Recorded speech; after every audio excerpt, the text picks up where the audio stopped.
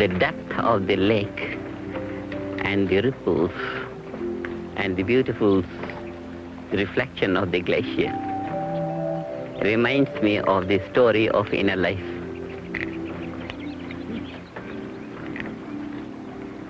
The mind is deep like a lake. The ripples on the surface represent the conscious mind, the activity of the mind on the surface. And the whole depth of the lake is silent. And that is the subconscious mind, which is not used by the waves.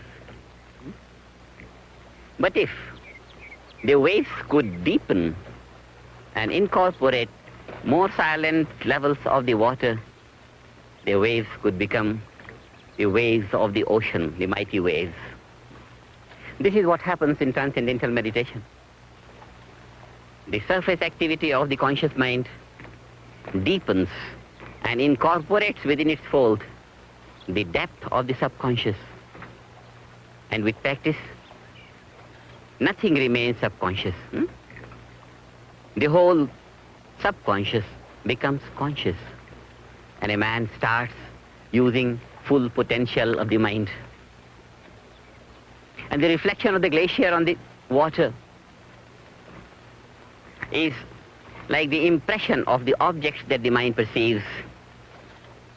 And as long as the mind is not capable of maintaining its essential nature, which is bliss consciousness, so long the mind gets imprinted by the perceptions of the objects, and this is called the bondage of the mind. The mind loses bliss consciousness and gains the joy of the reflections of the world, the joy of the relative order, losing the bliss of the absolute eternal being.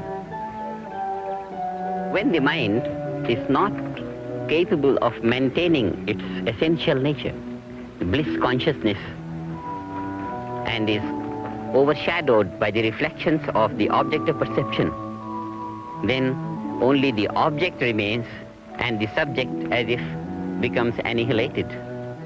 This annihilation of the subjective nature within is a great loss. It's a loss of eternal bliss at the cost of temporary joys.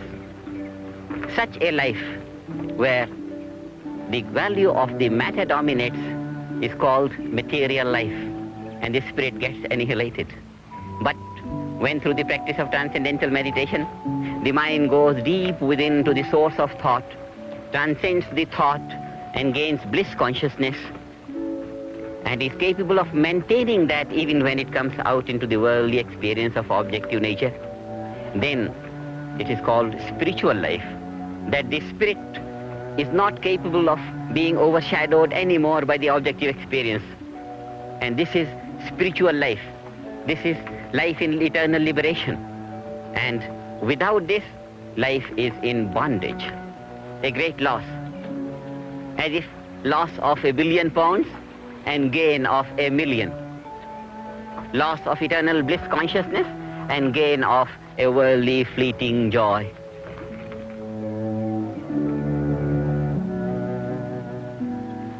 The vision of the lake brings about a great teaching of spiritual life.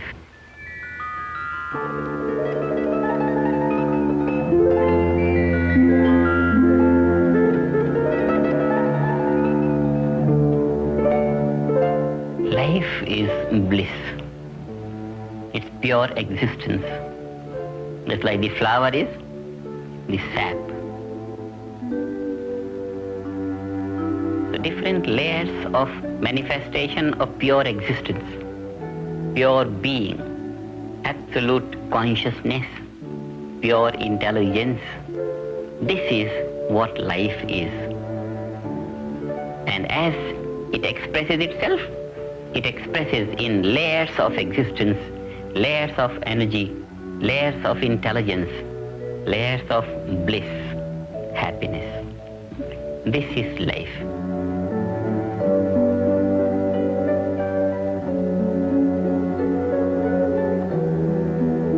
See all this beautiful nature. People in their sad and miserable moods, in their stressed and strained life, even if they come out to this beautiful nature, they can't enjoy. What is needed is the bliss out of transcendental meditation, the joy, the happy mood. If all the population of the people could practice transcendental meditation, they'll enjoy all this nature to the maximum. We are going to create a society free from suffering and stress and strain, and then really the gift of God on earth, such pretty nature, will be enjoyed by everyone.